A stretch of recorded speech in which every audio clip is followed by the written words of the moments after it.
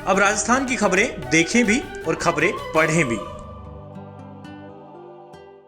BJP रथ यात्रा से ताजपोशी तक का सफ़र तय करना चाहती है। कांग्रेस सरकार के खिलाफ ये 7 रथ तैयार किए हैं। भरतपुर की 7 विधानसभा सीटों के लिए ये रथ सजाए गए हैं। बिल्कुल केसरिया रंग से भी सजाए गए हैं, हरा रंग भी है। इसके अलावा बीजेपी के नेताओं के यहाँ पे फोटो भी हैं। जन आक्रोश यात्रा है, उसमें लिखा गया है कि जंगल राज भ्रष्टाचार कुशासन के विरुद्ध भाजपा भारतीय जनता पार्टी राजस्थान और मिस कॉल देने के लिए नंबर है, वेबसाइट है, इस तरह की इसमें बात की गई है। इनका मानना है कि ये जो रथ हैं हर विधानसभा क्षेत्र में जाएंगे और राजस्थान की कांग्रेस सरकार में जो हाल हुआ है, किस तरह से जनता परेशान रही है या जो भी हैं, जो फंडे हैं उनको अपनाएंगे। इसके अलावा खास बात ये देखने को मिलती है कि ये जो वाहन है जिनको रथ बनाया गया है उस पर यूपी के नंबर हैं, यानी कि सारे के सारे रथ यूपी से आए हैं। कहीं ना कहीं बीजेपी की ये सोच भी है और एक कोशिश भी है कि जिस तरह से 2 बार यूपी को फतेह किया है बीजेपी ने, इसी तरह से राजस्थान को भी शायद फतेह किया जा सकता है। तो इस तरह से है। और यहाँ पे बीजेपी के नेता हैं, बीजेपी किसान मोर्चा के प्रदेश प्रवक्ता हैं नैम सिंह जी, किस तरह का सफ़र तय करेंगे और ये जो रथ है क्या लगता है रथ के जरिए राजस्थान को फतेह कर पाएंगे? 2018 के चुनाव में कांग्रेस का जो घोषणा पत्र था, तत्कालीन इनके राष्ट्रीय अध्यक्ष ने सबसे बड़ा धोखा का जो वायदा किया था घोषणा पत्र में कि 10 दिन में किसानों की कर्जा माफ़ करेंगे। दूसरा वायदा था युवाओं को बेरोजगारी भत्ता। 2 घोषणा पत्र में प्रमुख घोषणाएं थी जिन झूठ के पायदान पर सरकार बनी। सत्ता में आते ही सरकार अपने घोषणा पत्र को भूलकर दूसरी तरफ लग गई। केवल सरकार बचाने के लिए सबसे पहला जो काम इन्होंने किया, विधायकों को खुली भ्रष्टाचार की छूट, चाहे तबादला हो, चाहे थाने पर SHO लगवाना हो, पुलिस का जो निजीकरण कर दिया। विधायक चाहे वहाँ सिपाही नौकरी करे, थानेदार नौकरी करे। अवैध खनन, गौ तस्करी, गौ हत्या और सबसे बड़ी बात राजस्थान जैसा शांति प्रिय प्रदेश जिसको रेपिस्तान बना दिया। आंकड़ों को आप देखोगे, पूरे हिंदुस्तान में इतनी 4 साल में बलात्कार की घटनाएं नहीं हुई जितनी राजस्थान जैसे शांति प्रिय प्रदेश में बलात्कार की घटनाएं हुई हैं।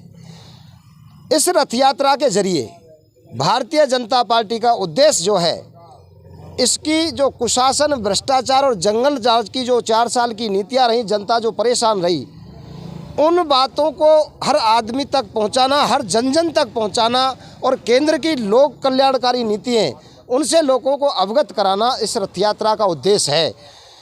कल की तारीख में आदरणीय राष्ट्रीय अध्यक्ष JP नड्डा साहब ने जयपुर से 200 रथ रवाना किए हैं। भरतपुर जिले में 7 विधानसभा क्षेत्र हैं। 7 विधानसभा क्षेत्र के लिए 7 रथ जिलाध्यक्ष जी के निवास पर यहाँ खड़े हैं।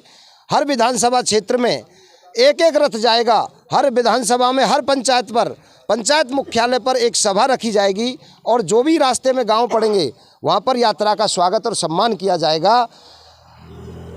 13 दिन का हमारे लिए लक्ष्य दिया गया है, हर विधानसभा को 13 दिन, उसके बाद बड़ी सभा करके आम जन को जागरूक करना।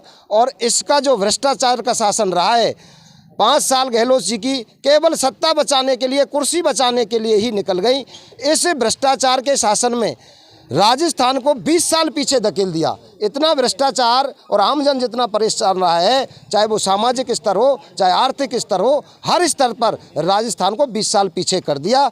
इस रथ यात्रा के जरिए जन तक इन बातों को पहुंचाना इस रथ यात्रा का उद्देश्य है। बिल्कुल, आगामी वर्ष में विधानसभा चुनाव भी होने हैं और 200 विधानसभा सीटों के लिए 200 रथ बीजेपी ने रवाना किए हैं जो हर विधानसभा क्षेत्र में जाएंगे। साथ ही यदि बात करें पूर्वी राजस्थान की, तो पूर्वी राजस्थान में भरतपुर, धौलपुर, सवाई माधोपुर, करौली और अलवर को अगर लें तो 31 विधानसभा सीट हैं जिनमें सिर्फ 2 पर ही बीजेपी काबिज है। यानी कि ये कह सकते हैं कि कांग्रेस यहाँ पे बड़ी थी और बीजेपी का एक तरह से सुपड़ा साफ हुआ था।